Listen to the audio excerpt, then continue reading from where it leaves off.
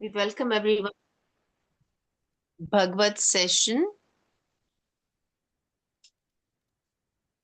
We will start with our prayers. Shuklambaradharo Vishnum Shashivarnam Chaturbhujam Prasannavadanam Dhyayet Sarva Vignopashantaye Gurur Brahma Gurur Vishnuhu Gurur Devo Maheshwaraha Gurur Sakshat Parabrahma तस्मै श्रीगुरुवे नमः सरस्वती नमस्तुभ्यं वरदे कामरूपिणी विद्यारम्भं करिष्यामि सिद्धिर्भवतु मे सदा ॐ कृष्णार्पणमस्तु. We are in the 6th chapter of Bhagavad Gita, 7th shloka. जितात्मनः प्रशान्तस्य परमात्मा समाहितः शीतोष्णसुखदुःखेषु तथा मानापमानयोः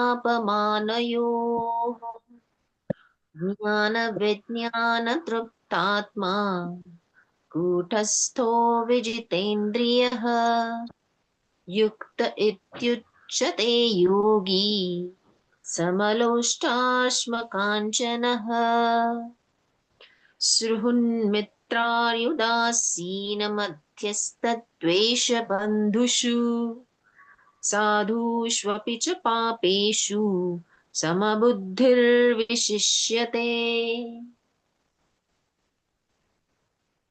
तो हमारा ये जो अध्याय है वो ध्यान योग चल रहा है। तो भगवान ने पूरा ध्यान योग कैसे करना है वो समझाया है।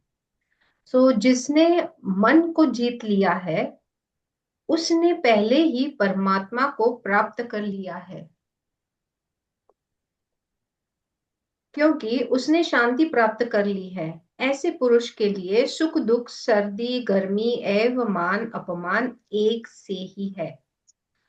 इसका क्या तात्पर्य है कि भगवान जो है, प्रत्येक जीव उस भगवान की आज्ञा का पालन करने के लिए निर्मित आया है, जो जन जन के हृदयों में परमात्मा के रूप में स्थित है।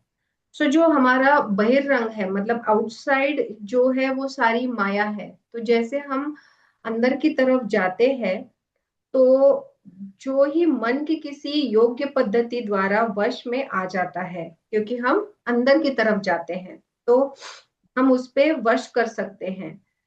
क्यों ही मनुष्य को लक्ष्य पर पहुंचा हुआ मान लिया जाना चाहिए।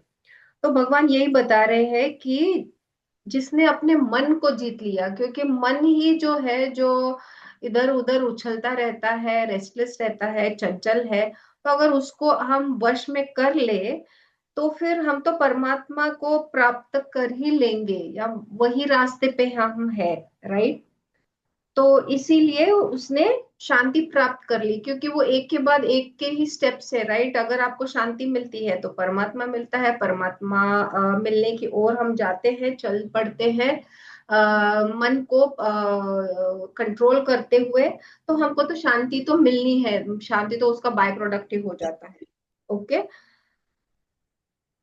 वह व्यक्ति आत्म साक्षात्कार को प्राप्त तथा योगी कहलाता है। तो जो मन को कंट्रोल में लाता है उसको भगवान बोल रहे हैं कि वो तो योगी कहलाता है, जो अपने अर्जित ज्ञान तथा अनुभूति से पूर्णतया संतुष्ट रहता है। ऐसा व्यक्ति अध्यात्म को प्राप्त तथा जितेंद्रिय कहलाता है। जितेंद्रिय माने जो इंद्रियों को वश में करके उसको वो जीत लेता है। ओके। तो इंद्रियों पे जो जीत हासिल करता है उसको बोलेंगे जितेंद्रिय। वो सभी वस्तुओं को, चाहे वे कंकड़ हो, पत्थर हो या कि सोना, एक समान दिखता है। पहले के श्लोकों में भी हमने देखा, भगवान ने बताया है कि जैसे सब लोगों को वो समानता से देखता है, वही योगी कहलाता है। तो वैसे ही अनदर एग्जाम्पल वस्तुओं के बारे में भगवान दे रहे हैं कि चाहे वो कंकड़ हो, कंकड़ माने स्टोन, स्टोन हो, छोटे छोटे पत्थर हो या फिर सोना हो, सब उसके लिए एक समान ही है। ओके, तो ऐसे जो है, जो बंदा है जो सब में समानता देखता है, सब लोगों में समानता देखता है, वस्तुओं में समानता देखता है, तो वो ही योगी कहलाता है। और उसको जितेंद्रिय भी कह सकते हैं। ओके, तो परम सत्य की अनुभूति के बिना तो कोरा ज्ञान तो व्यर्थ ही होता है, राइट। तो हमको परम सत्य की ओर बढ़ना बहुत जरूरी है। नहीं तो अगर उसकी अनुभूति नहीं हुई परम सत्य की, तो फिर ज्ञान जो है, नॉलेज है, वो किसी काम का नहीं है। आज की डेट में हमको बहुत सारा नॉलेज है, बहुत नॉलेज है। अभी तो सोशल मीडिया भी ऑन है, तो इतना सारे नॉलेज जो है भर भर के सब तरफ से हमको आ रहा है। पर आपने देखा होगा कितने चीजें जो है रील्स में या यूट्यूब चैनल्स में हम देखते हैं कि कितने सारे वो चीजें बताते हैं आपको, जो एक्शन में आपको लेना है। ओके, वो बताएंगे, ओके आपने ऐसे ऐसे करना है, आप माइंडफुलनेस रहो तो आपको स्ट्रेस कम रहेगा, आप थोड़ा प्राणायाम करो, योगा करो, तो ऐसे बताते हैं। पर हम कितना सुनते हैं, हम एक्शन मोड में कितना लाते हैं।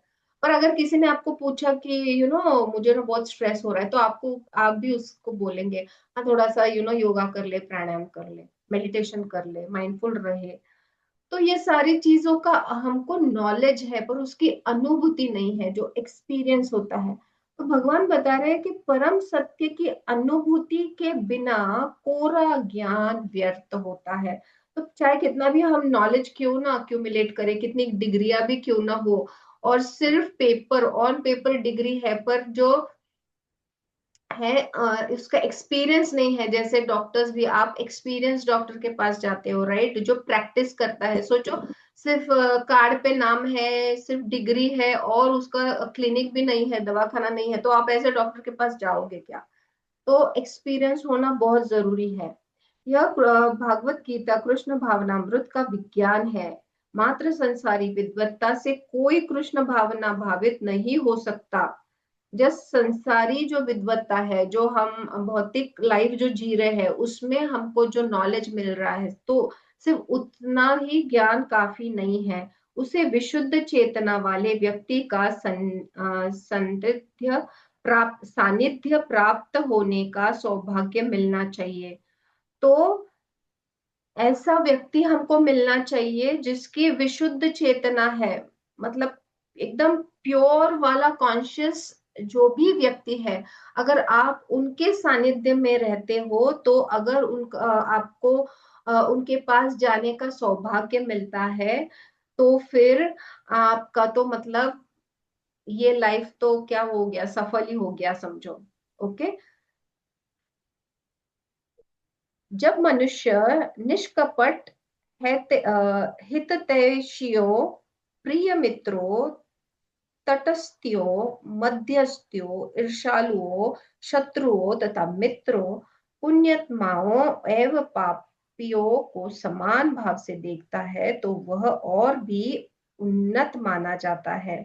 तो जैसे भगवान बता रहे कि पहले बताया कि सब लोगों को सेम तरह देखना है, फिर बताया कि सब वस्तु को सेम तरह देखना है, समानता से। तो अभी बता रहे हैं कि जैसे डिफरेंट डिफरेंट भाव है, लोगों के इमोशंस है, कोई कोई इनोसेंट है, कोई कोई हित सोचता है अपने बारे में, दूसरों के बारे में, कोई कोई प्रिय है, आपके प्रिय मित्रों है, कोई तटस्थ लोग है, मतलब आपसे एकदम जुड़े हुए नहीं है, पर वो लोग है।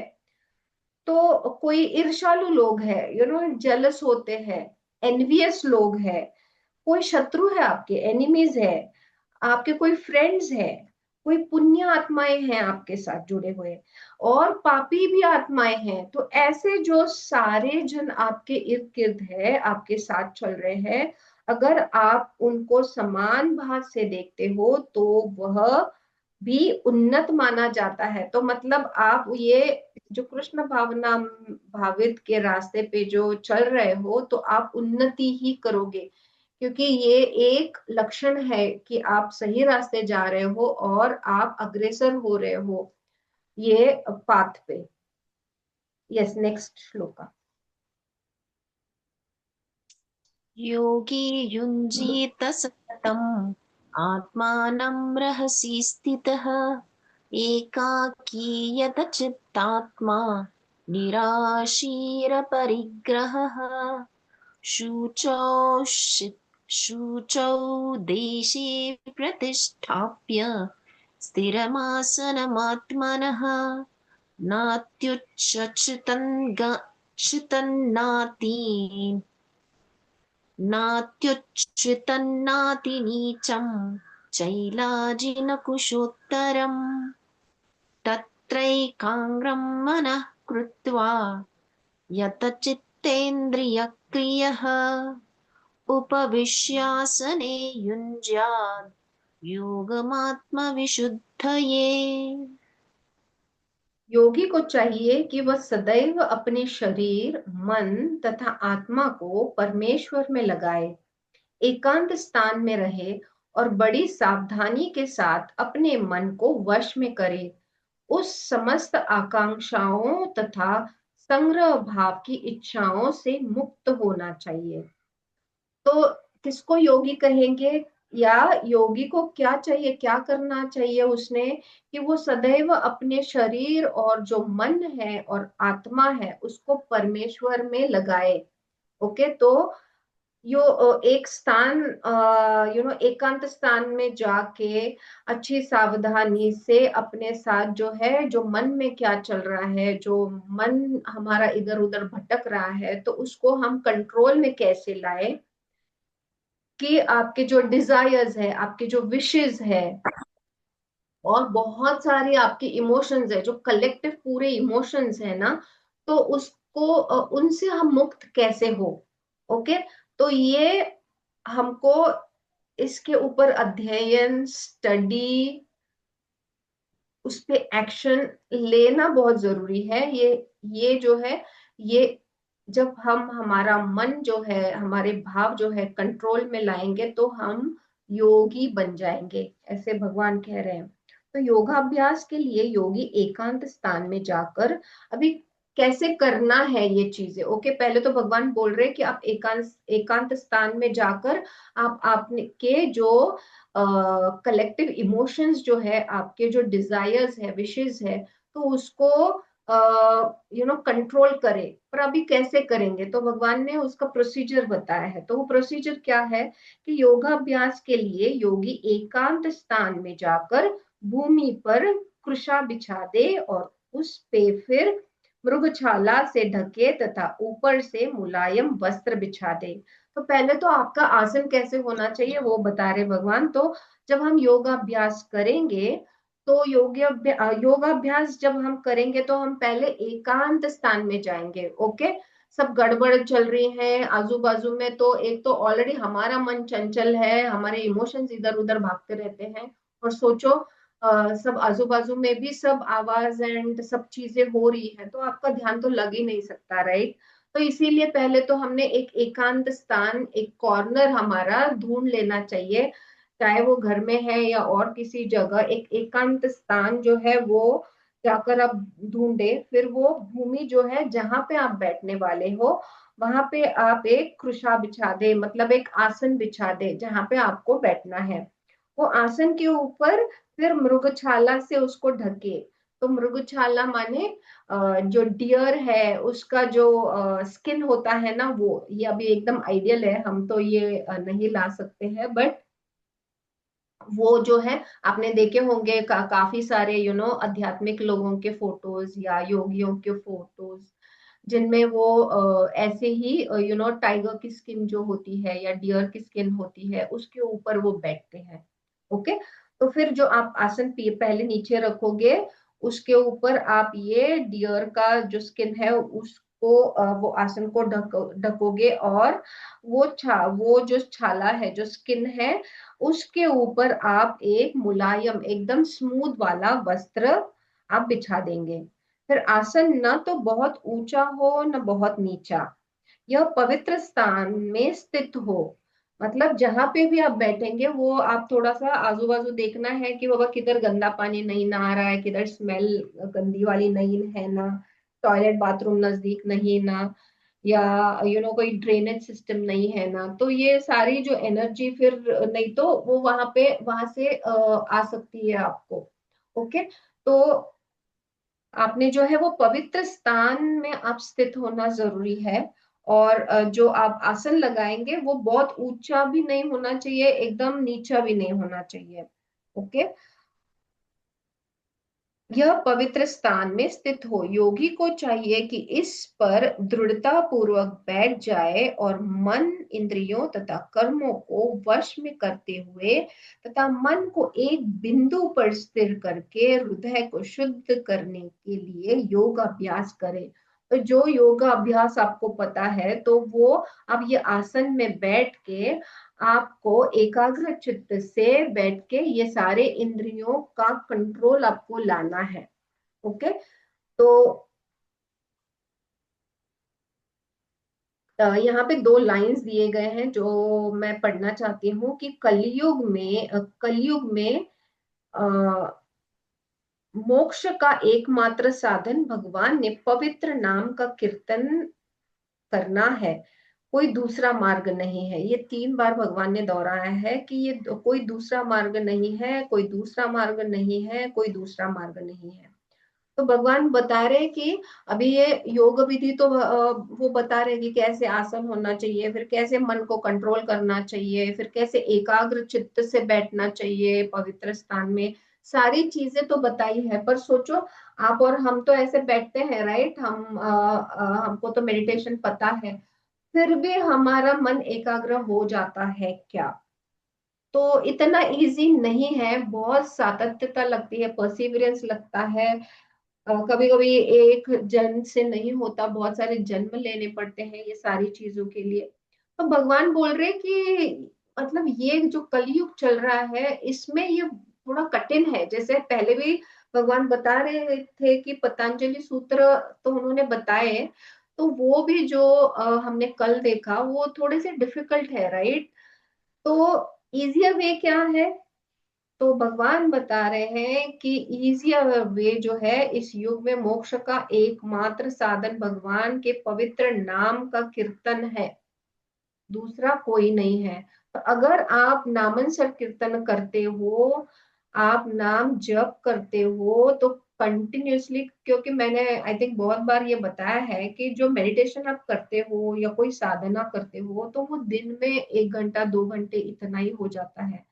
पर जब आप नाम जप करते हो तो continuously back of the mind 24/7 वो कंटिन्यू रह जाता है।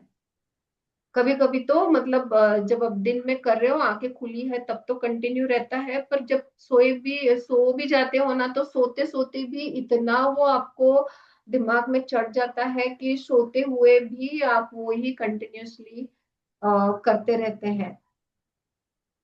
तो ये जो इजी मार्ग जो बताया है, क्योंकि आपने देखा होगा कि टाइम भी बहुत फटाफट जा रहा है, तो ये जो कलयुग है, आई डोंट नो ये कितना मतलब इसमें कितना डेप्थ है, पर बहुत सी जगह पे मैंने पढ़ा और सुना भी कि जितना टाइम सारे युग होते गए हैं, उस वैसे ही कलयुग का भी टाइम था, बहुत से सालों का। अभी मुझे एग्जैक्ट इयर्स पता याद नहीं आ रहे, पर जो स्टार्ट हुआ कलयुग तो जितने इयर्स होने चाहिए उसको कट डाउन होके जो स्टार्टिंग है वही एंड है उसका।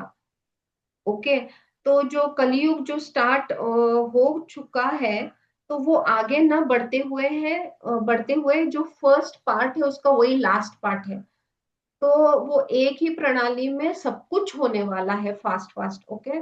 तो इसीलिए शायद हमको जो टाइम लगता है बहुत फास्ट बीत रहा है, या दिन भी कितने फास्ट जा रहे हैं, ईयर भी कितना जल्दी से खत्म हो रहा है। तो ये सारी चीजें जो है ये शायद हम फास्ट ट्रैक पे चल रहे हैं। तो भगवान बता रहे हैं कि सीधा साधा रास्ता है कि आप नाम का कीर्तन करो। योग अभ्यास।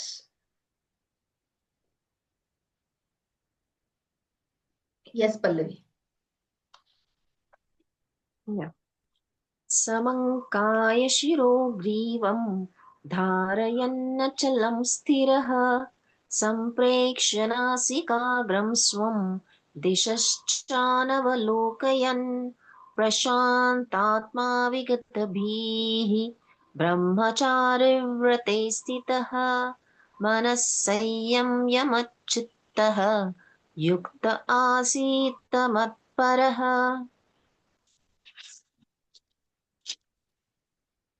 युञ्जन्नेवं सदात्मानं योगी नियतमानसः शान्तिं निर्वाणपरमां मत्संस्थानमधिगच्छति। योग अभ्यास करने वाले को चाहिए कि वह अपने शरीर, गर्दन तथा सिर को सीधा रखे और नाक के अगले सिरे पर दृष्टि लगाए। इस प्रकार वह अविचलित तथा दमित मन से, भय रहित विषयी जीवन से पूर्णतया मुक्त होकर अपने हृदय में मेरा चिंतन करे और मुझे ही अपना चरम लक्ष्य बनाए। तो भगवान बता रहे हैं कि जो आप योग अभ्यास करने वाले हैं तो उसको चाहिए कि पहले तो आप एकदम सीधे बैठिए। ओके, स्पाइन आपकी स्ट्रेट होनी चाहिए, आपका जो गर्दन है, नेक है, वो भी और सर भी, तो पूरा सीधा बैठे। पूरा स्पाइन आपकी सीधी रखे, शोल्डर्स पीछे लेके, तो आप जब आप शोल्डर्स पीछे लोगे तो अपने आप आपकी स्पाइन भी स्ट्रेट हो जाएगी। एकदम सर भी सीधा रखना है। और फिर जो नाक के जो सिरे से जो the tip of the nose है, वहां पे आपको कंसंट्रेट करना है, अविचलित होके, मतलब इधर उधर आपका ध्यान नहीं जाना चाहिए। तो वहां पे आपको लक्ष्य केंद्रित करना है।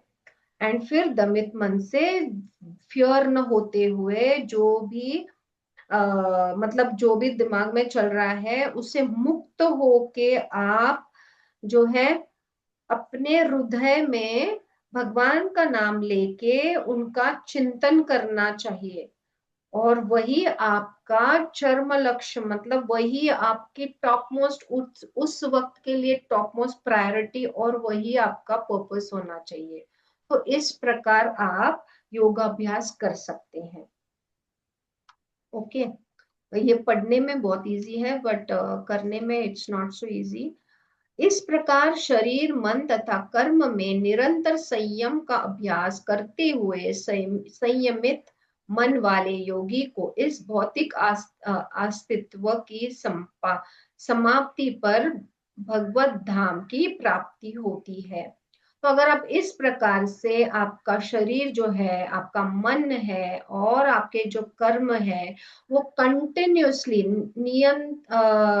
निरंतर आप कंट्रोल में रखोगे, आगे आगे बढ़ते रहोगे, इसका आप अभ्यास करोगे, परसिवियरेंस रखोगे, और आप एक कंट्रोल्ड मन से फिर आप एक योगी बन सकते हो। और जो फिर ये जो भौतिक चीजें, मटेरियलिस्टिक चीजें चल रही हैं, तो वो खत्म ही हो जाती है। और फिर आप भगवान धाम जो है, भगवत धाम में आप जा सकते हो। तो सदैव अपने धाम में जो निवास करते हैं, जो भगवान है, तो वो तो हमको कहीं भी मतलब प्रसन्न कर सकते हैं। वो उधर भी रहते हैं भगवान धाम में। तो हमको लास्ट आई थिंक श्लोक, लास्ट चैप्टर में मैंने बोला कि आपको स्वर्ग में न जाते हुए आपको ये सोचना है कि आपको भगवान के धाम जाना है, गोधाम में जाना है, विष्णु धाम में जाना है, आपको वैकुंठ वैकुंठ धाम में जाना है। तो हाँ, आपको ये एम रखना पड़ेगा। ये सब करने के बाद आपको गोधाम में आप पहुंच सकते हो, क्योंकि वहां पे ही कृष्ण भगवान जो है वो वहीं पे विराजमान है। Okay, yes, next. नात्यश्नतस्तु योगोऽस्ति न चैकान्तमनश्नतः न चातिस्वप्नशीलस्य जागृतो नैव चार्जुन युक्ताहारविहारस्य युक्तचेष्टस्य कर्मसु युक्तस्वप्नावबोधस्य योगो भवति दुःखः। यदा विनियतं चित्तम् आत्मन्येवावतिष्ठते निःस्पृहः सर्वकामेभ्यः युक्त इत्युच्यते तदा।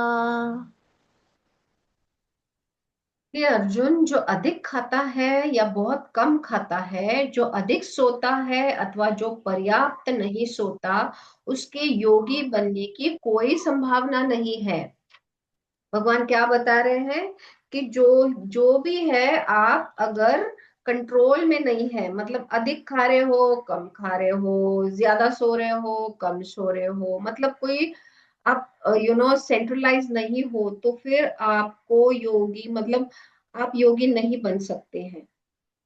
मनुष्यों को मांसाहार करने की आवश्यकता नहीं है, क्योंकि प्रचुर मात्रा में अन्न, शाक, फल तथा दुग्ध उपलब्ध है। तो यहाँ पे थोड़ा सा खाने के बारे में भगवान बता रहे हैं कि जो नॉन वेज जो है वो खाने की हमको आवश्यकता नहीं है, क्योंकि अबंडेंस में अन्न जो है, वो फल फूल, जो भी लीव्स है, जैसे हम लीफी वेजिटेबल्स खाते हैं, रूट्स खाते हैं, तो ये सारी जो चीजें हैं वो अबंडेंस है। ओके, और वो हमको उपलब्ध भी है। तो ऐसे सादे भोज्य पदार्थ भगवत गीता के अनुसार सत्वगुणी माने जाते हैं। तो जो आप जो खाना खाते हो, ओके, अगर आपको योगा मतलब जो हम अभी क्या बोल सकते हैं कि योग विद्या जो हमने आरंभ की है करने के लिए, योग अभ्यास जो हम कर रहे हैं, तो योग अभ्यास कब हो जाएगा? जब आप सात्विक गुण में रहेंगे। और जो सात्विक गुण ऐसे हैं कि मतलब you have to have those gunas in you, अगर नहीं रहेंगे तो आप ये सारी चीजें नहीं कर सकते। तो सात्विक गुण जब खाने की बात आती है तो किस में है? तो वो जो है वो वेजिटेरियन फूड में है। इसीलिए भगवान बता रहे हैं कि मांसाहार की आवश्यकता है ही नहीं।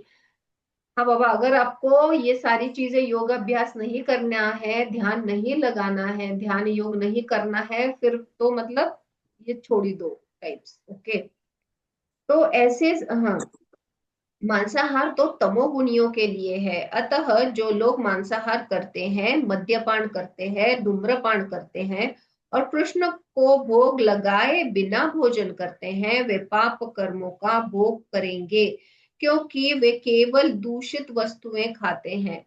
तो जो नॉनवेज है या जो ड्रिंक्स लेते हैं या धूम्रपान करते हैं, मतलब स्मोक करते हैं, तो जो ऐसी सारी जो चीजें हैं भगवान मतलब आप खाते हो, तो वो सारे तमोगुणी है। और आप जब खाना भी खाते हो तो पहले आपको भगवान को तो भोग लगाना ही है। अगर बिना भोग के आप खा रहे हो तो फिर आप जो है पाप कर्मों का भोग करेंगे। तो भगवान बता रहे कि फिर आप तो मतलब आपके कर्म जो है वो पाप कर्म में चले जाएंगे। और आप ये सारी चीजें जो खा रहे हो वो सारी दूषित है। ओके, वह केवल पाप खाता है। जो पाप खाता है और नियत मात्र से अधिक भोजन करता है, वह पूर्ण योग का पालन नहीं कर सकता। सबसे उत्तम यही है कि कृष्ण को अर्पित भोजन के उच्छिष्ट भाग को ही खाया जाए। तो भगवान को भोग लगा के ही आपको खाना चाहिए।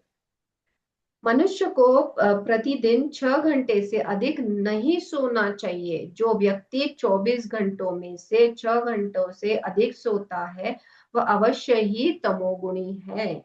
तमोगुणी व्यक्ति आलसी होता है और अधिक सोता है। ऐसा व्यक्ति योग नहीं साध सकता। तो सिर्फ मेडिटेशन ही एक चीज नहीं है, सारी चीजें कॉम्प्लीमेंट होनी चाहिए। क्योंकि सिर्फ आंख बंद बंद करके जब आप मेडिटेशन करते हो तो हम हमारी जो है कंसंट्रेशन या एकाग्रता नहीं बनती। तो वो क्यों नहीं बनती बाबा? क्योंकि ये सारी चीजें जो है वो कॉम्प्लीमेंट्री भी सतोगुणी में जाने चाहिए। एक करेंगे एक नहीं करेंगे तो फिर वो ये सारी अलग अलग चीजें आप करते रहोगे, तो आपके जो जैसा टेंट होता है ना, उसका ऊपर का पॉइंट है, चारों जो एंकर्स है वो प्रॉपर होने चाहिए। अगर वो प्रॉपर नहीं है तो फिर वो तो जो टेंट है ऊपर वो मतलब सीधा रह नहीं सकता, वो तो नीचे गिरेगा ही। तो इसीलिए भगवान बता रहे हैं कि ये सारी चीजें आपको करना जरूरी है। अगर आपको योगाभ्यास करना है और योगाभ्यास करते हुए आपके जो इंद्रिय जो है, सेंसेस है, आपके 5 सेंसेस, उसको कंट्रोल में लाना है और फिर आपको जो है भगवान को प्राप्त करना है या उनके धाम अगर जाना है। तो अगर ये सब करनी है चीजें, तो इसके प्रोटोकॉल्स है, तो आप उसको फॉलो करना चाहिए। जब योगी योगाभ्यास सॉरी जो खाने सोने अमोद प्रमोद तथा काम करने की आदतों में नियमित रहता है, वह योगाभ्यास द्वारा समस्त भौतिक क्लेशों को नष्ट कर सकता है। तो जो हमारी जो यही वो जो चीजें हैं, जो खाना है, पीना है, सोना है, हैप्पीनेस है, खुशी है, ऐसे जो काम करने की जो हमारी आदतें हैं वो नियमित रहनी चाहिए। जैसा मैंने बोला, उसका एक प्रोटोकॉल हमको बनाना जरूरी है। कभी भी उठे, कभी भी सोए, कभी भी खाया पिया, कभी कौन से टाइम पे मेडिटेशन करने बैठे, कभी भी योगा अभ्यास किया, तो ऐसा नहीं चल सकता। ओके। क्योंकि समझो आप खाना खा के मेडिटेशन में बैठे हो योगा अभ्यास करने के लिए, तो आपको तो नींद ही आएगी, क्योंकि वो डाइजेशन होने के लिए सारी जो ब्लड है वो स्टमक की तरफ जा रही है। तो आपका ब्रेन जो है वो तो मतलब मेडिटेशन में कैसा अलर्ट होना चाहिए ना, तो अलर्ट होगा ही नहीं, आपका तो सोने का ही मन करेगा, तब आप योगा कैसे करोगे। ओके। तो सारी जो चीजें हैं एक दूसरे को कॉम्प्लीमेंट करती है।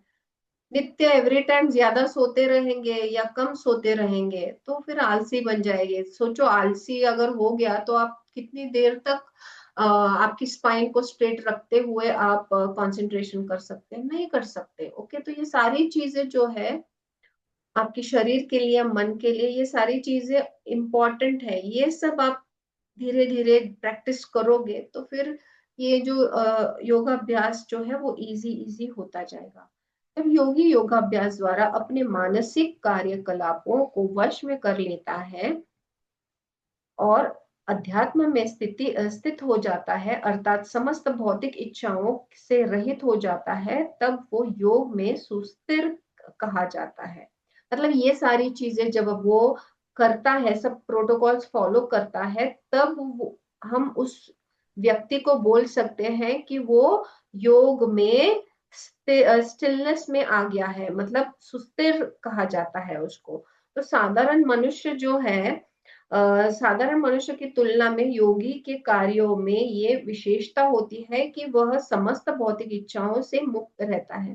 तो जब जब आप योग अभ्यास करते हो तो फिर आपकी जो भौतिक इच्छाएं हैं, वो डिजायर्स जो है वो सारी छूटने लगती हैं और आप डिसिप्लिन में आ जाते हो। तो अनुशासन है या डिसिप्लिन है, तो ये आप अगर फॉलो करते हो यम नियम, तो फिर क्या होता है, आप भौतिक इच्छाओं के लिए विचलित नहीं हो सकते। ओके। तो आप एकदम स्टिलनेस में चले जाते हो, तो चाहे कितने भी डिजायर्स आए आपके आगे, तो भी आप हिलोगे डुलोगे नहीं। ओके। तो आप डिसिप्लिन में कार्य करोगे। Yes. Next.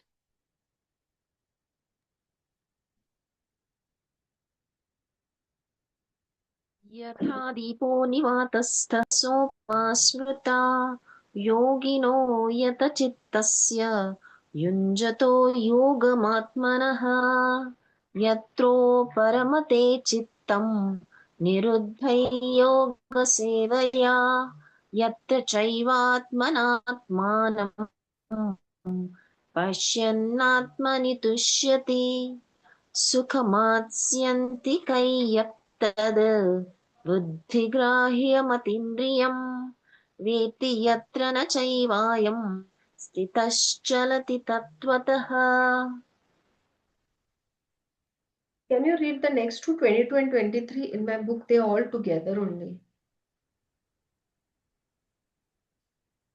2020 okay. They all together. यल्लब्ध्वा चापर पद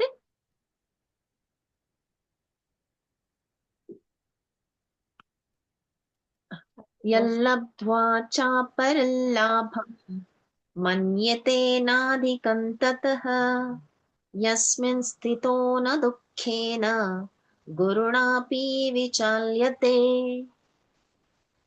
तौ विद्या दुःखसंयोग वियोगैयोगसन्निधम् स निश्चयेन योक्तव्यः योगो निर्विण्णचेतसा।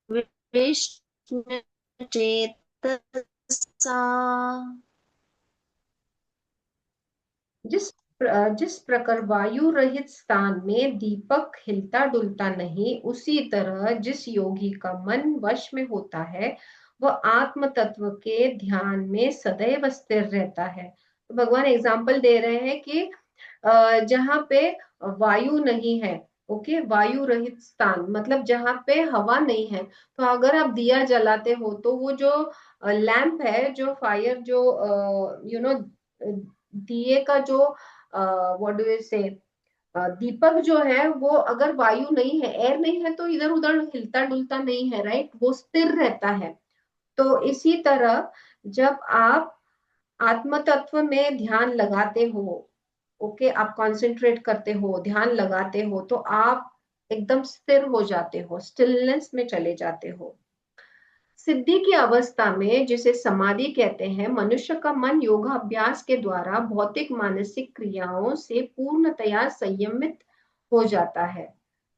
अगेन जो सिद्धि है, जो मतलब सिद्धि को हम समाधि भी कहते हैं, क्योंकि सिद्धि एक अवस्था है। तो जिसको हम समाधि कहते हैं, ये मनुष्य का जो मन है, हम जो क्या बोलते हैं कि योगाभ्यास में हम हमारा मन लगाए हुए हैं, तो ये जो भौतिक जो चीजें हैं, मटेरियलिस्टिक चीजें हैं, हमारी जो इमोशंस है, जो हमारा मन है, वो पूरा पूरा कंट्रोल में आ जाता है। तो इस सिद्धि की विशेषता यह है कि मनुष्य शुद्ध मन से अपने को देख सकता है और अपने आप में आनंद उठा सकता है।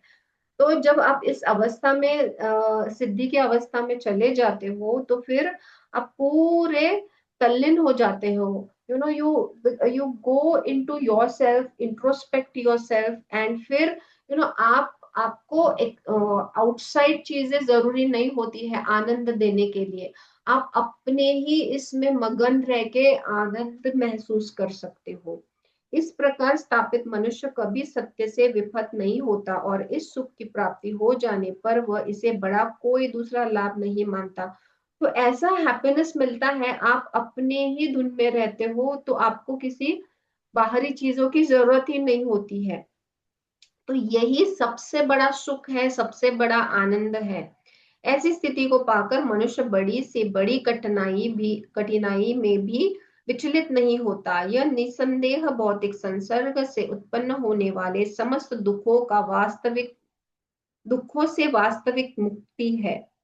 तो जो मनुष्य है, हमेशा बाहरी तरफ ही सुख, शांति, हैप्पीनेस ढूंढता रहता है।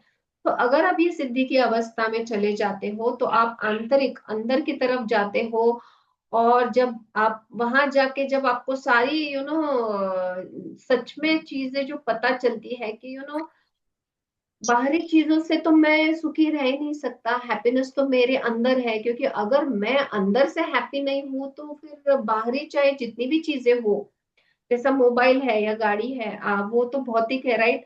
अगर आपने खरीद दिया, आपको लग रहा है कि मैंने आईफोन ले लिया तो मैं हैप्पी हो जाऊंगी, तो आपने आईफोन ले भी लिया, तो थोड़े दिनों के लिए अच्छा लगेगा, पर बाद में आपको इसकी आदत पड़ने के बाद आपको वो हैप्पीनेस तो चला जाएगा, तो वो तो क्षणिक हो गया ना, क्षण भंगुर है वो तो ऐसे जो चीजें हैं, जो बाहर से हमको जो देती है हैप्पीनेस, सुख, शांति, तो वो सिर्फ थोड़ी देर के लिए है। पर जो आत्मिक सुख मिलता है, जब आप आत्म साक्षात्कार आपको होता है कि यार सब तो मेरे अंदर है, मैं तो मतलब सेल्फ लव करना चाहिए, मैं तो बाहरी प्रेम ढूंढ रहा हूँ, तो बाहर से तो प्रेम मिलेगा, पर वो कितनी देर के लिए ना। कोई आपका बॉयफ्रेंड है, गर्लफ्रेंड है, हस्बैंड है, वाइफ है, कितनी बार बोलेगा आई लव यू, कितनी बार आपके लिए चीजें करेगा, कितनी बार आपको हैप्पी रखने की चेष्टा करेगा, तो कॉन्स्टेंटली नहीं हो सकती है।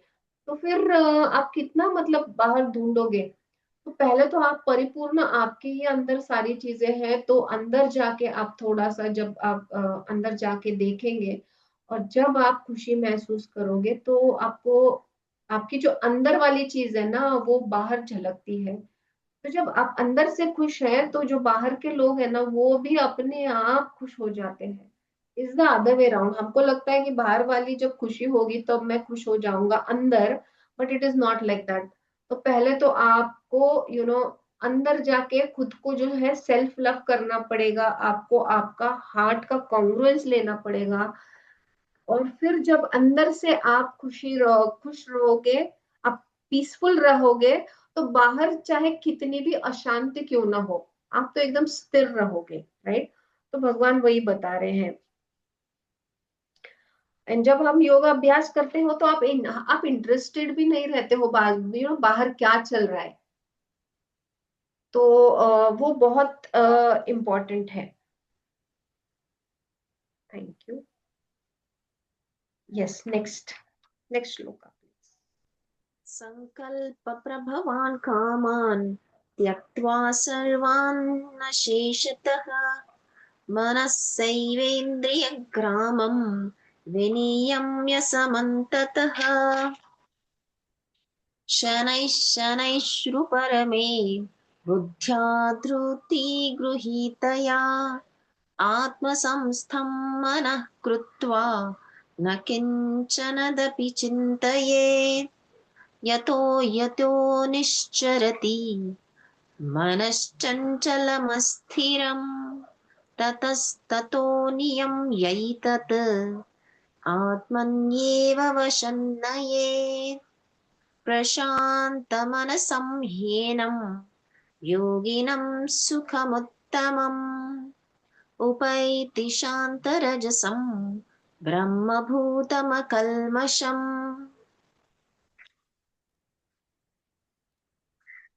मनुष्य को चाहिए कि संकल्प तथा श्रद्धा के साथ योगाभ्यास में लगे और पथ से विचलित न हो। उसे चाहिए कि मनोधर्म से उत्पन्न समस्त इच्छाओं को निरपवाद रूप में त्याग दे और इस प्रकार मन के द्वारा सभी ओर से इंद्रियों को वश में करे। तो भगवान बोल रहे हैं कि मनुष्य को क्या चाहिए कि जो हमारे नो निश्चय किए हैं हमने, हमारे रेजोल्यूशंस जो हमने बनाए हैं, तथा हमारा जो फेथ है, तो इसके साथ हमको योगाभ्यास करना जरूरी है। जस्ट बिकॉज कोई बता रहा है कि अरे ये करो तो इससे फायदा होगा वगैरह, तो ये ना बहुत क्षणिक है। आपको दूसरा जब कोई बताता है ना तो आप तो थोड़ी देर के लिए हाँ हाँ हाँ मैं करूंगा मैं करती हूँ टाइप हो जाता है। बाद में आपकी जो लाइफ है उसी को पकड़ के आप चलते हो। तो मनुष्य ने क्या करना जरूरी है कि आपने एक रेजोल्यूशन बनाना है। जैसे हम नए ईयर का हर बार रेजोल्यूशन बनाते हैं और फिर क्या करते हैं, एक हफ्ता, 2 हफ्ते, ज्यादा से ज्यादा एक महीना, जनवरी पूरा होता है, बाद में वो रेजोल्यूशन पता नहीं किधर जाता है, वो पर्ची भी जहाँ पे लिखी हुई है हमने वो भी किधर इधर उधर हो जाती है। तो हम वो रेजोल्यूशन करते नहीं है क्योंकि वो अंदर से नहीं आया हुआ रहता है। ओके। तो जब आपको मतलब कुछ नहीं मिल रहा है और आपको प्यास लग रही है और आपको किसी ने कोल्ड ड्रिंक, अच्छा बहुत बढ़िया वाला कोल्ड ड्रिंक दिया, तो उससे आपको थोड़ी देर के लिए ठीक लगेगा पर उससे आपकी प्यास नहीं बुझेगी। थोड़ी देर के बाद आपको क्या लगेगा, नहीं यार प्लीज मुझे तो प्यास लगी, मुझे पानी चाहिए। अब प्लीज मुझे जस्ट सिंपल सादा पानी दिया ना तो भी चलेगा पर मुझे पानी चाहिए। तो पानी से ही आपकी प्यास बुझेगी। तो मनुष्य को क्या चाहिए कि योग अभ्यास में विचलित न होकर एक निश्चय बनाकर एक फेथ से आप उसको यू नो लगे पड़े और उसमें कार्य करते हुए आगे बढ़े। क्योंकि ये आपके जो मतलब आपका जो मनोधर्म है ना अंदर से जो आता है कि मेरे मन से मुझे लग रहा है नहीं अब बस हो गया, बहुत किया मैंने सबके लिए, अब मैं मेरा देखूंगी।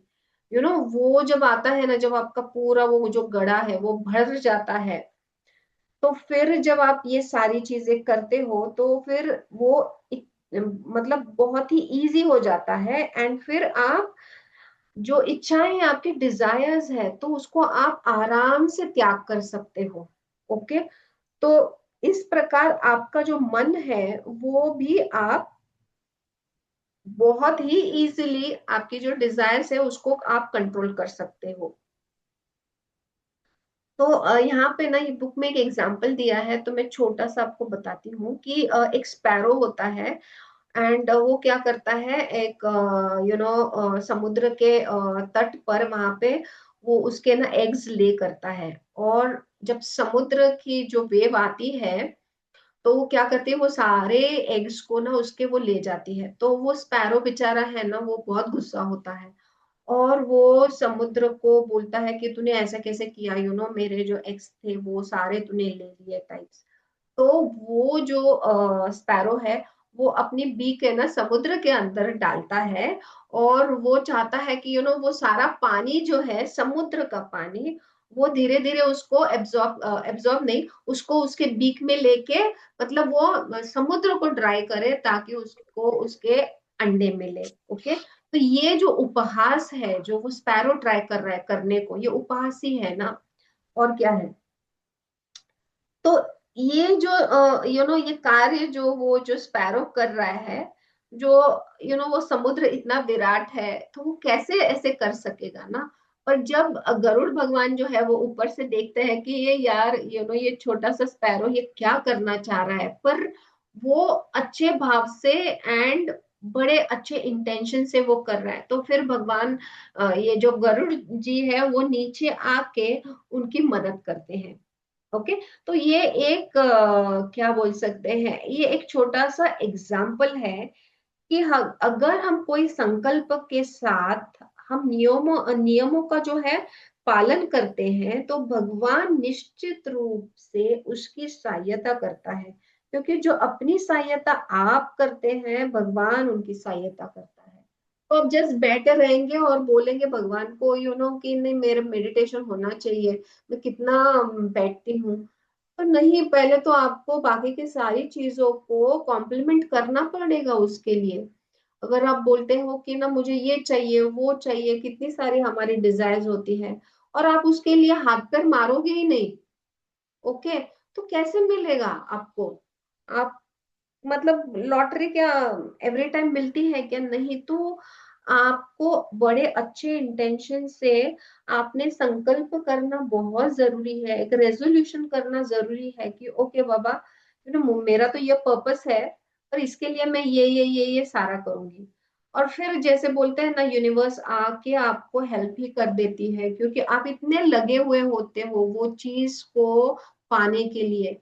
तो ये जो मैनिफेस्टेशन है, मैनिफेस्टेशन वाले बोलते हैं कि जस्ट लिखो पेपर पे और रखो। तो आपने कितने लोगों का देखा है कि मैनिफेस्टेशन पूरा होते हुए जस्ट लिख के। नहीं, जो लोग लिखते हैं वो वो एम के लिए काम भी करते हैं, पूरा तन मन धन लगा के। तो ऐसी जब सारी चीजें करते हैं और फिर वो पर्ची पे लिखते हैं कि बाबा मुझे 2026 के एंड तक, दिसंबर तक मुझे मर्सिडीज चाहिए, तो फिर ही वो उसके लिए जब काम करेंगे, पूरा आपके पास पैसा भी होगा ना, मैंने मतलब वो गाड़ी लाने के लिए, तो सारे कॉम्प्लीमेंट हो जाएंगे, तो ही आपको वो मैनिफेस्टेशन की गाड़ी आ जाएगी। सिर्फ पेपर पे लिख के आप वैसे ही रखोगे उसको, तो फिर कैसे होगा। तो भगवान क्या बता रहे हैं कि जैसे वो स्पैरो जो है, वो लग गया वो पानी निकालने के लिए, बेचारा इतना छोटा सा, वो उसकी बीक डाल के सोचो समुद्र में से वो पानी निकालना चाह रहा है। तो अगर ऐसा भी अगर आपका रेजोल्यूशन है, तो भगवान क्या करेंगे कि भगवान आके आपकी सहायता करेंगे। क्योंकि आप जो है आपने संकल्प भी लिया है, आप नियमों का पालन भी कर रहे हैं, तो निश्चित रूप से भगवान आके आपकी सहायता करते हैं। क्योंकि जो अपनी सहायता आप करते हैं, भगवान उनकी सहायता करते हैं। तो वो स्पैरो ऐसे भी सोच सकता था कि बाजू में बैठकर वो समुद्र के तट पे रोता रहे कि यार कोई मेरी सहायता करो, मेरे सारे अंडे जो है वो समुद्र ले गई है उसके वेव्स के साथ। ऐसा भी कर सकता है, पर वैसा उसने किया नहीं। The sparrow tried to put his beak into the water to remove it so that it gets its eggs. Okay, तो ये जो एग्जाम्पल है, ये भला ये छोटा क्यों ना हो, बट ये बहुत सारी चीजें हमको सिखा के जाता है। धीरे धीरे क्रमश पूर्ण विश्वास पूर्वक बुद्धि के द्वारा समाधि में स्थित होना चाहिए और इस प्रकार मन को आत्मा में ही स्थित करना चाहिए तथा अन्य कुछ भी नहीं सोचना चाहिए। तो वही है कि मतलब पूरा विश्वास और बुद्धि से आप धीरे धीरे सारे जो आपके जो सेंसेस है उसको आप कंट्रोल में लेके आएंगे, तो फिर वो आप बहुत इजीली ये जो है योगा अभ्यास की तरफ आप आगे आगे बढ़ते जाएंगे, ऐसा भगवान कह रहे हैं। तो ये सारी चीजें जो है वो पतंजलि सूत्र में इसको प्रत्याहार कहा गया है। ओके, जैसे सारे जो आपके समुचित विश्वास तथा बुद्धि के द्वारा मनुष्य को धीरे धीरे सारे इंद्रिय कर्म करने बंद कर देने चाहिए, यह प्रत्याहार कहलाता है। तो इसी को प्रत्याहार कहेंगे। मन अपनी चंचलता तथा अस्थिरता के कारण जहां कहीं भी विचरण करता हो, मनुष्य को चाहिए कि उसे वहां से खींचे और अपने वश में लाए। तो अगर हमको लगता है कि ये योगाभ्यास करना है तो इंद्रियों को जो वश करना है, अब सोचेंगे कि नहीं रे, मेरा डिजायर है, मैं ना चाहे कितना भी सोचूं कि मुझे वो ड्रेस नहीं लेना है, पर मेरा मन जा ही रहा है उस पे, मुझे वो शॉपिंग करके ना वो ड्रेस लाना ही है। तो अगर आप इंद्रियों को आप कंट्रोल नहीं कर पा रहे, वो जो मन है जो चंचल है वो इधर उधर भटकता है, तो उसको आपको खींच खींच के लाना ही पड़ेगा, नहीं तो मन तो ऐसे ही कुछ भी चाहेगा ना। कितने सारे डिजायर्स हो सकते हैं आपके लाइफ में। तो और ऐसा भी नहीं है वो फुल स्टॉप आ जाता है, चलो एक चीज हमने ले ली और फिर फुल स्टॉप आ गया। एक होने के बाद ऐसा लगता है कि ओके आज तो मैंने ये ड्रेस लिया, चलो अभी कल के लिए मैं दूसरा कुछ, वो डिजायर मन में आ ही जाता है। तो ऐसा नहीं है कि एक ड्रेस लिया और सब खत्म हो गए आपके डिजायर्स, अभी मैं इसके बाद एक ड्रेस भी नहीं लूंगी, ऐसा नहीं होता ना। दूसरा ऑनलाइन देख लिया तो ऐसा लगता है हाँ चलिए ना, बहुत अच्छा कलर है, अरे नया डिजाइन आया है तो इसको भी ले लूं मैं। तो जो आपका मन है जो इधर उधर भटकता है, तो उसको आपको खींचना पड़ेगा, वो अपने आप नहीं आएगा। तो कंट्रोल कैसे करेंगे, उसको खींचना पड़ेगा और आपको वश में करना पड़ेगा उसको। जिस योगी को मन मुझ में स्थिर रहता है वह निश्चय ही दिव्य सुख की सर्वोच्च सिद्धि प्राप्त करता है। वह रजोगुण से परे हो जाता है, वह परमात्मा के साथ अपनी गुणात्मक एकता को समझता है और इस प्रकार अपने समस्त विगत कर्मों के फल से निवृत्त हो जाता है। तो अगर आप जो है जो योगी मतलब हम जो योगा अभ्यास कर रहे हैं, तो अगर हम भगवान पे कंसंट्रेट करें, उन पे स्थिर हो जाए, स्टिलनेस में जाए, तो निश्चित ही हमको जो है वो डिवाइन हैप्पीनेस की हमको प्राप्ति हो सकती है, ऐसा भगवान बता रहे हैं। अगर चाहे आप कौन से भी गुण के हो, पर वो आप चाहे आप रजोगुणी हो तमोगुणी हो, अगर आप ये सारा जो अभ्यास अच्छे तरीके से करते हो तो फिर आप उसके आगे जाते हो। ओके, वहीं पे वो गुणों में ही आप अटके हुए नहीं रहते हो, आप सतोगुणी होके आगे बढ़ते हो। तो वह परंपरा के साथ अपनी गुणात्मक एकता को समझता है और इस प्रकार अपने समस्त विगत कर्मों के फल से निवृत्त हो जाता है। तो वो सतोगुणी भी हो जाता है और जो कर्म है उससे भी विरक्त नहीं, विगत हो जाता है, मतलब ऑलरेडी वो खत्म कर जाता है सारे जो कर्म करने थे यहाँ पे। तो देखो कितना बढ़िया जो है रास्ता भगवान ने बताया है, इजी वाला। Next shloka please. युञ्जन्नेवं सदात्मानं योगी विगतकल्मषः सुखेन ब्रह्म संस्पर्शम् अत्यन्तं सुखमश्नुते सर्वभूतस्थमात्मानं सर्वभूतानि चात्मनि ईक्षते योगयुक्तात्मा सर्वत्र समदर्शनः यो मां पश्यति सर्वत्र सर्वान् न च मयि पश्यति तस्याहं न प्रणश्यामि स च मे न प्रणश्यति। इस प्रकार योगाभ्यास में निरंतर लगा रहकर आत्म संयमी योगी समस्त भौतिक कल्मश से मुक्त हो जाता है और भगवान की दिव्य प्रेम भक्ति में परम सुख प्राप्त करता है। तो जैसे हम निरंतर अगर इस लाइन में बने रहे, लगे रहे, तो फिर आप भगवान की दिव्य प्रेम भक्ति में परम सुख प्राप्त कर सकते हैं। वास्तविक योगी समस्त जीवों में मुझको तथा मुझे समस्त जीवों को देखता है। निसंदेह स्वरूप सिद्ध व्यक्ति मुझे परमेश्वर को सर्वत्र देखता है, मुझ परमेश्वर को सर्वत्र देखता है। तो जो वास्तविक योगी है, जो सारे जीवों में जो भी आजू बाजू में जो भी चीजें हैं उसमें आप परमेश्वर को ही देखते हो, वो भाव में आप रहते हो। तो वो जो समानता की भावना जो हमने पहले वाले श्लोकों में देखी कि सब में भगवान विराजमान है, सब में कॉन्शियसनेस है, सब में भगवान का अंश है।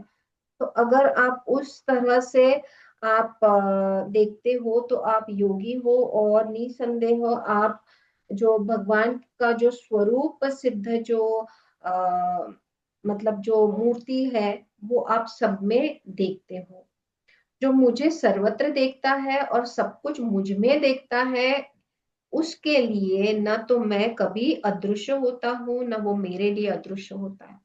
तो सब तरफ आपको भगवान ही भगवान दिखते हैं। तो ऐसी स्थिति आ सकती है अगर आप इसमें अग्रसर हो। तो कृष्ण भावनामृत का मूल्य सिद्धांत ही यह है कि कृष्ण के बिना कोई अस्तित्व नहीं और कृष्ण ही सर्वेश्वर है। तो सारी चीजों में कृष्ण भगवान ही बसे हुए हैं, उनका ही कॉन्शियसनेस है। तो आत्म साक्षात्कार के ऊपर कृष्ण भावनामृत की इस अवस्था से भक्त कृष्ण से इन अर्थ में एक रूप हो जाता है कि उसके लिए कृष्ण ही सब कुछ हो जाता है और भक्त प्रेम में कृष्ण में पूरित हो उठता है। तब भगवान तथा भक्त के बीच अंतरंग संबंध स्थापित होता है। तो मतलब वो भिन्न नहीं हो जाते हैं, जो योगी है और जो भगवान है वो एक हो जाते हैं। वही योग कहलाता है जब आत्मा परमात्मा को मिलती है तब। ओके, तो मतलब भगवान और आप एक हो जाते हो। अंतरंग, अंतरंग यानी एक साथ, तो जिसको हम योग बोलते हैं। योग is the connection, right, of your आत्मा टू परमात्मा। इस अवस्था में न तो भगवान कृष्ण अपने भक्त की दृष्टि से ओझल होते हैं, न भक्त उनकी दृष्टि से ओझल हो पाते हैं। यही बात योगी के लिए भी सत्य है, क्योंकि वह अपने हृदय के भीतर परमात्मा रूप में भगवान का दर्शन करते हैं, भगवान का दर्शन करता रहता है। ऐसा योगी शुद्ध भक्त बन जाता है और अपने अंदर भगवान को देखे बिना एक क्षण भी नहीं रह सकता। तो वो कॉन्स्टेंटली भगवान में ही एक रूप हो जाता है। ओके, तो ये तो मतलब बहुत हायर लेवल की स्टेट है, पर ये हो सकती है, ये हमारी भी हो सकती है अगर हम ये रास्ते पे चल दिए तो। Next shloka please. सर्वभूतस्थितै यो मां भजत्येकत्वमास्थितः सर्वथा वर्तमानोऽपि स योगी मयि वर्तते। आत्मौपम्येन सर्व वेट वेट समं वेट वेट वेट पश्यति योगिनः सुखौ वा यदि वा दुःखं योगी परमो मतः। अर्जुवाच योगी योगस्त्वाप्तः साम् wait Pallavi, wait, the network is unstable. After I speak, then you speak, probably that time you will have some stability. जो योगी मुझे तथा परमात्मा को अभिन्न जानते हुए परमात्मा की भक्ति पूर्वक सेवा करता है, वह यह प्रकार से मुझ में सदैव स्थित रहता है। तो योगी जो है, अगर वो परमात्मा को अभिन्न जानते हुए, मतलब भिन्न नहीं है, परमात्मा और मैं तो एक ही हूँ, आत्मा एंड परमात्मा, the higher soul and the जीवात्मा इज द सेम, ऐसे जब हमको पता चलता है तो भगवान जो है वो हमें ही समाये रहते हैं, वो कोई भिन्न नहीं है, अभिन्न है।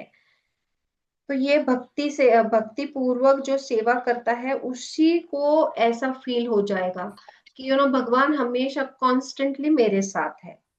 हे अर्जुन, वह पूर्ण योगी है जो अपनी तुलना से समस्त प्राणियों की उनके सुख तथा दुखों में वास्तविक समानता का दर्शन करता है। तो जो पुण्य योगी है, जो योग अभ्यास कर रहा है, तो वो जो भी दुखी है, जो सुखी है, तो उसको भी समानता से देखता है। ऐसा नहीं लगता है कभी कभी हमको लगता है कि जो हैप्पी लोग हैं उनके साथ होना चाहिए, कोई शरीर का रोता ही रहता है, मतलब पता नहीं क्या, मतलब उनकी प्रॉब्लम होगी, पर सदाई मतलब दुखी रहता है टाइप्स, तो हम तो उसमें अंतर करते हैं ना, ये हैप्पी वाला पर्सन है, ये दुखी पर्सन है, पर जो पुण्य आत्मा है तो वो दोनों को भी समानता से देखती है। ओके। अर्जुन ने कहा, है मधुसूदन, अपने जिस योग पद्धति का संक्षेप में वर्णन किया है वह मेरे लिए अव्यवहारिक तथा असहनीय है, क्योंकि मन चंचल तथा अस्थिर है। तो देखो, हम जो अभी तक बता रहे थे कि ये जो योग अभ्यास है जो वो इजी नहीं है, तो अर्जुन तो मतलब हमको ही रिप्रेजेंट कर रहा है। तो अर्जुन बोल रहा है कि भगवान, हे मधुसूदन, कि ये जो योग पद्धति आपने बताई है, ये तो मतलब ये प्रैक्टिकल नहीं है, ये मैं कैसे करूं, कैसे मैं वश में लाऊं मेरी इंद्रियों को, कैसे मैं स्थिर बैठूं एक जगह। ओके, तो ये तो प्रैक्टिकली नहीं है, और ये तो मतलब असहनीय है, मतलब अनबेरेबल है, क्योंकि मेरा मन तो चंचल है, वो तो अस्थिर है, तो भगवान ये मैं कैसे कर पाऊंगा।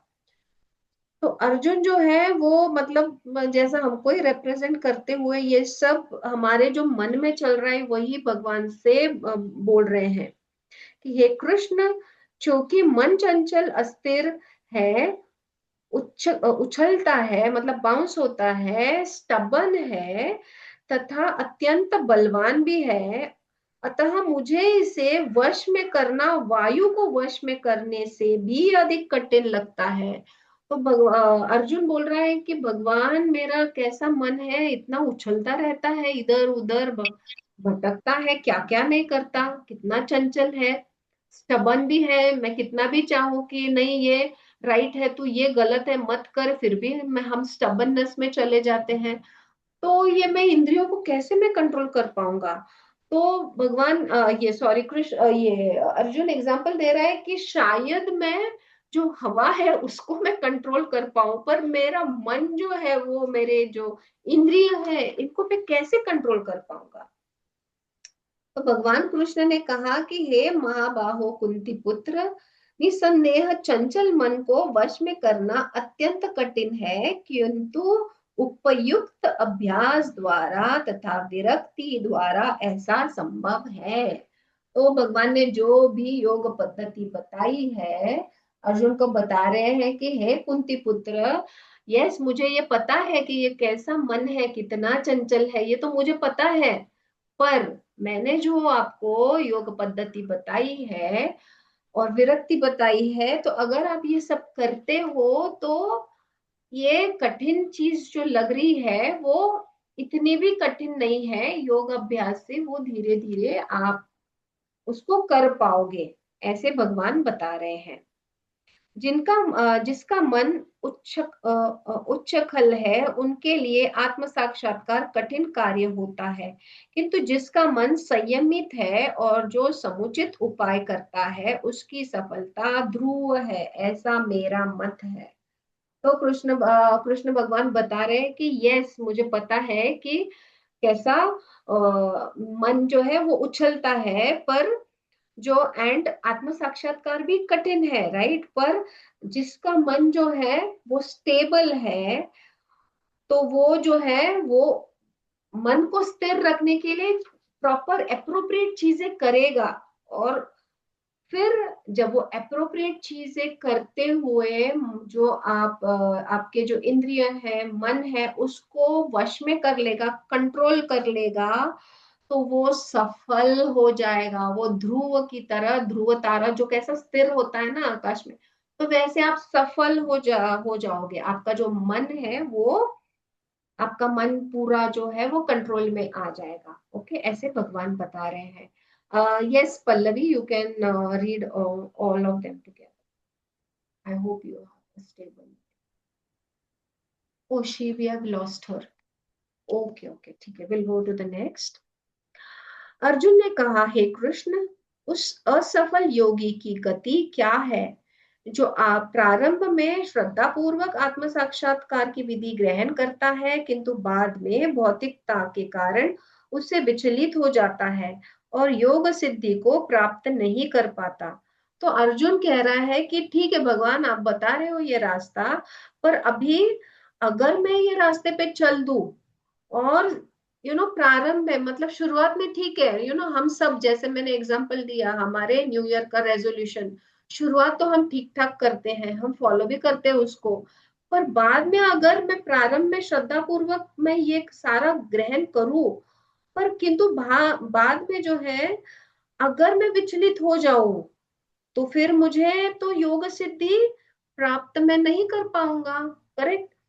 तो भगवान बता रहे हैं कि हे, सॉरी, अर्जुन बोल रहा है कि हे महाबाहु कृष्ण, क्या ब्रह्म प्राप्ति के मार्ग से भ्रष्ट ऐसा व्यक्ति आध्यात्मिक तथा भौतिक दोनों ही सफलताओं से च्युत नहीं होता और छिन्न भिन्न बादल की भ्रांति विनिष्ट नहीं हो जाता, जिसके फलस्वरूप उसके लिए किसी लोक में कोई स्थान नहीं रहता।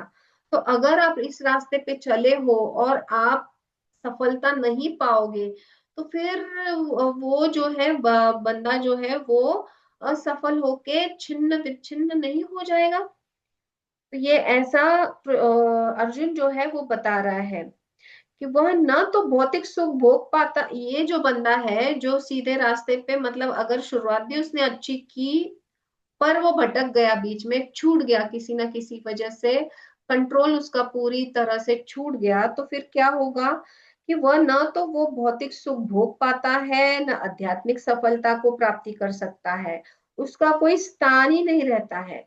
वह छिन्न भिन्न बादल के समान होता है। बादल माने क्लाउड। कभी कभी आकाश में एक बादल छोटे बादल खंड में विलीन होकर एक बड़े खंड से जाते मिलता है। एक जो छोटा एग्जाम्पल दिया है कि आकाश में जो एक छोटा क्लाउड है, तो वो धीरे धीरे एक बड़ा जो ग्रुप ऑफ क्लाउड्स है उसमें जाके वो विलीन होता है। किंतु यदि वह बड़े खंड से नहीं जुड़ पाता, तो वायु उसे बहा ले जाती है और वह विराट आकाश में लुप्त हो जाता है। तो भगवान ये एग्जाम्पल, ये एनालॉजी दे रहे हैं कि बाबा, अगर आप छोटे बादल की तरह हो, तो जो बड़ा बादल है, हमने ये जो संगत है, हमने पहले के श्लोकों में ये देखा था कि सत्य संगति कितनी नेसेसरी है, जो सिमिलर लोग हैं उनके साथ रहना कितना जरूरी है। तो क्लाउड का एग्जाम्पल है कि जो छोटा क्लाउड है, अगर वो अकेला नहीं रह सकता आकाश में, तो वो जो बड़ा क्लाउड है, ग्रुप ऑफ क्लाउड्स है, उसमें जाके वो विलीन हो जाए, उसमें जाके वो मिक्स हो जाए। नहीं तो क्या होगा कि अगर वो जुड़ नहीं जाता, तो वो बड़े खंड से अगर जुड़ नहीं पाता, तो क्या होगा, जो वायु है, हवा है, वो जो छोटा सा क्लाउड है, वो हवा उसको साथ ले लेके इतना बड़ा आकाश है, तो उसमें तो वो इतने विराट आकाश में तो वो लुप्त ही हो जाएगा। ओके, मतलब कहीं का नहीं रहेगा ना, वो ग्रुप में चला जाएगा, ना वो आकाश में भी रहेगा, वो कहीं ना कहीं मतलब डिसअपियर ही हो जाएगा पूरा। तो ये एनालॉजी है हमारे लिए कि हमने सत्य संगति कैसी करनी चाहिए। तो इसीलिए जो आपका लक्ष्य है वैसे लोगों के साथ रहना बहुत जरूरी है, क्योंकि अकेले भी आप चल सकते हो पर अकेले का रास्ता बहुत कठिन है। और कभी कभी हम थक भी जाते हैं, ऐसा लगता है एनर्जी नहीं है आगे बढ़ने के लिए, तो हम फिर कभी कभी वो जो रास्ते से चल पड़े हैं वो मार्ग जो है वो कठिन दिखने लगता है और वो छूट भी जाता है हमारे से। तो ऐसी मतलब इसलिए हमने सत्य सांगत्य हमने अच्छा रखना चाहिए, जैसा जैसा आपका जो लक्ष्य है उस हिसाब से। तो हे कृष्ण, यही मेरा संदेह है और मैं आपसे इसी पूर्णतया दूर करने की प्रार्थना कर रहा हूँ। आपके अतिरिक्त अन्य कोई ऐसा नहीं है जो इस संदेह को नष्ट कर सके। तो ये अर्जुन बोल रहा है कि ये यही मुझे डाउट है कि मैं ये अभी जो मेरे मन में ये जो शंका आई है इसका तो आप ही ये जो जो डाउट है मेरा वो आप क्लियर कर सकते हो। भगवान कह रहे हैं कि हे प्रतापुत्र, कल्याण कार्यों में निरत योगी का ना तो इस लोक में और न परलोक में ही विनाश होता है। हे मित्र, भलाई करने वाला कभी बुराई से पराजित नहीं होता है। तो भगवान कह रहे हैं कि कल्याण जो कार्य करते हैं लोग वो तो निरत योगी होते हैं, तो वो कभी पराजित नहीं होते, चाहे कितनी भी बुराई क्यों ना हो। वो वो उस पे हावी होके वो जीत ही जाते हैं। तो ऐसा होता नहीं है कि आप इस पथ पर चलो और आप असफलता पाओ। ओके, तो धीरे ही सही पर आप सफलता जरूर पाओगे, पर वो रास्ते को छोड़ना नहीं है। तो ये वो प्रोटोकॉल का मतलब एक बहुत ही इम्पोर्टेंट रूल है कि जिस पथ पे चले हो आप, तो उससे मतलब आपने भागना नहीं है, आपको उससे छोड़ना नहीं है। असफल योगी पवित्र आत्माओं के लोकों में अनेक वर्षों तक भोग करने के बाद या तो सदाचारी पुरुषों के परिवार में या कि धनवानों के कुल में जन्म लेता है। तो जो असफल, समझो किसी वजह से आप ये रास्ते पे चल दिए पर किसी वजह से आपने इसको छोड़ दिया, तो क्या होगा नेक्स्ट, या तो आप अनसक्सेसफुल हो गए, तो आप क्या करोगे नेक्स्ट लाइफ टाइम में, आप है ना अच्छे लोगों के ये क्या बोलते हैं घरों में आप पैदा हो जाओगे, जो जो पवित्र लोग हैं। तो ये जो पवित्र लोग हैं वहां पे आप सदाचारी पुरुषों के जो परिवार होते हैं वहां पे आपका जन्म होगा। तो जो अच्छे वाले लोग हैं, पवित्र लोग हैं, तो वहां पे आपका जन्म होगा। तो क्या होगा, ऑलरेडी पहले के लाइफ टाइम में तो आप ये पद पे चले हो तो आपको सब चीजें पता है।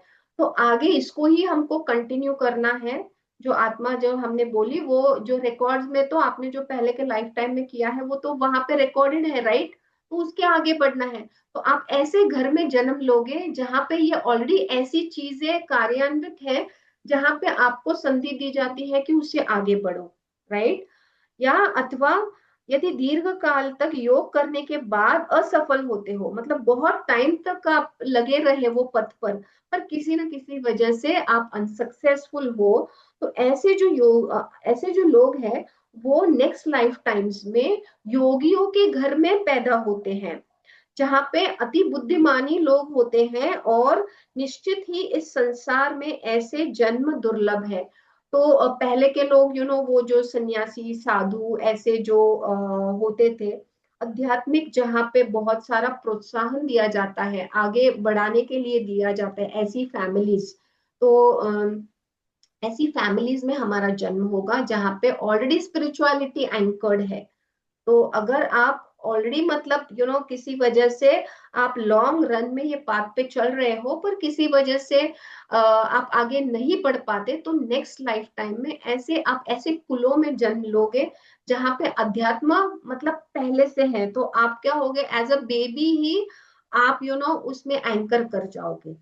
तो हे कुरुनंदन, ऐसा जन्म पाकर वह अपने पूर्व जन्म की दैवी चेतना को पुनः प्राप्त करता है और पूर्ण असफलता प्राप्त करने के उद्देश्य से वह आगे उन्नति करने का प्रयास करता है। तो जो छूट गया है पहले के लाइफ टाइम में वो अभी इस लाइफ टाइम में जहाँ पे उसको अच्छा एनवायरनमेंट मिला है, जहाँ वो उसको अपनी जो चैतन्य दैवी चैतन्य है, कॉन्शियसनेस है, उसको आगे बढ़ा सके। अपने पूर्व जन्म की दैवी चेतना से वह न चाहते हुए भी स्वतः योग के नियमों की ओर आकर्षित होता है। ऐसा जिज्ञासु योगी शास्त्रों के अनुष्ठानों से परे स्थित होता है। तो बहुत बार हम देखते हैं कि ऐसे जो बच्चे हैं वो ऑलरेडी भगवान अमृत या कृष्ण भावना भावित हो जाते हैं, बचपन से ही। ऐसे आपने अभी सोशल मीडिया पे रील्स में देखे होंगे, छोटे छोटे बच्चे हैं जो नामस्मरण कीर्तन कर रहे हैं, जिनकी भगवत गीता का पठन हो चुका है, वो कितनी बड़ी बड़ी बातें परिपक्वता से बताते हैं। तो ऐसे जो बच्चे हैं वो तो पहले के लाइफ टाइम में ये तो सब कुछ कर चुके हैं, इसीलिए वो जो है ऐसे अभी फैमिलीज में जन्मे हैं कि जब से वो बच्चा छोटा है तभी से ये ही पथ पर वो चलने लगता है। और जब योगी समस्त कल्मश से शुद्ध होकर सच्ची निष्ठा से आगे प्रगति करने का प्रयास करता है, तो अनंतो गत्वा अनेकानेक जन्मों में अभ्यास के पश्चात सिद्धि लाभ करके वह परम गंतव्य को प्राप्त कर लेता है। तो जब योगी जो है ऐसे ही हर एक लाइफ टाइम में शुद्ध होकर आगे बढ़ता है, तो अनेक अनेक जन्म होने के बाद अभ्यास करने से ये सिद्धि जो है वो लाभ उसको मिल जाता है, और जो उसने टारगेट बनाया था लाइफ का वो पूरा कर देता है। ओके, तो हम भगवान धाम में चले जाते हैं, मुक्ति मिल जाती है, यही तो हमारा परम पर्पस है, राइट। तो योगी पुरुष तपस्वी से, ज्ञानी से तथा सत्काम सकाम कर्मी से बढ़कर होता है। अतः हे अर्जुन, तुम सभी प्रकार से योगी बनो। तो भगवान बोल रहे हैं कि योगी पुरुष जो है वो तपस्वी, जो तप कर रहा है उससे भी आगे है, जो ज्ञानी है उससे भी आगे है, जो सकाम कर्म जो अच्छे कर्म करता है उससे भी आगे है। इस सारी चीजों से योगी जो है वो बढ़कर है। तो भगवान बोल रहे हैं अर्जुन को कि अर्जुन, कि तुम योगी बनो, सिर्फ तप मत करो, सिर्फ ज्ञान मत कलेक्ट करो, सिर्फ अच्छे कर्म मत करो, पर तुम पूर्णतः योगी बनो। और समस्त योगियों में से जो योगी अत्यंत श्रद्धा पूर्वक मेरे परायण है, अपने अंतकरण में मेरे विषय से सोचता है और मेरी दिव्य प्रेमा भक्ति करता है, वह योग में मुझसे परम अंतरंग रूप से युक्त रहता है और सबों में सर्वोच्च है, यही मेरा मत है। तो ये सब करने से भगवान की नजरों में भी आप बहुत हाई लेवल पे चले जाते हो। निष्काम कर्म योग इस रास्ते का आरंभ है। तो कर्म योग से ही ये सारी चीजें स्टार्ट होती है। तो ये मार्ग का जो आरंभ है वो निष्काम कर्म योग है। जब आप कर्म योग में ज्ञान तथा वैराग्य की वृद्धि हो जाती है, मतलब उसको ऐड कर देते हो। क्या है कर्म? कर्म योग में आप ऐड करोगे वैराग्य, जो अटैचमेंट है वो उसको आप डी अटैचमेंट में करोगे, और फिर आप उसमें ज्ञान भी ऐड करोगे, नॉलेज भी ऐड करोगे। तो यह अवस्था ज्ञान योग कहलाती है। जब ज्ञान योग में अनेक भौतिक विधियों से परमात्मा के ध्यान में वृद्धि होने लगती है, जब आप आगे बढ़ते हो ये सारी चीजों से और मन उन पर लगा रहता है, तो इसे अष्टांग योग कहते हैं। इस अष्टांग योग के पार करने पर जब मनुष्य श्री भगवान कृष्ण के निकट पहुंचता है, तो वह भक्ति योग कहलाता है। यथार्थ में भक्ति योग ही चरम लक्ष्य है। तो भक्ति योग ही सर्वतः ही श्रेष्ठ है। ओके, तो यह we complete the 6th chapter. दो थोड़ा सा टाइम 5-10 मिनट्स ज्यादा, 5 मिनट्स आई थिंक थोड़े से ज्यादा हुए, बट आई थिंक ये कंटिन्यूटी थी ना।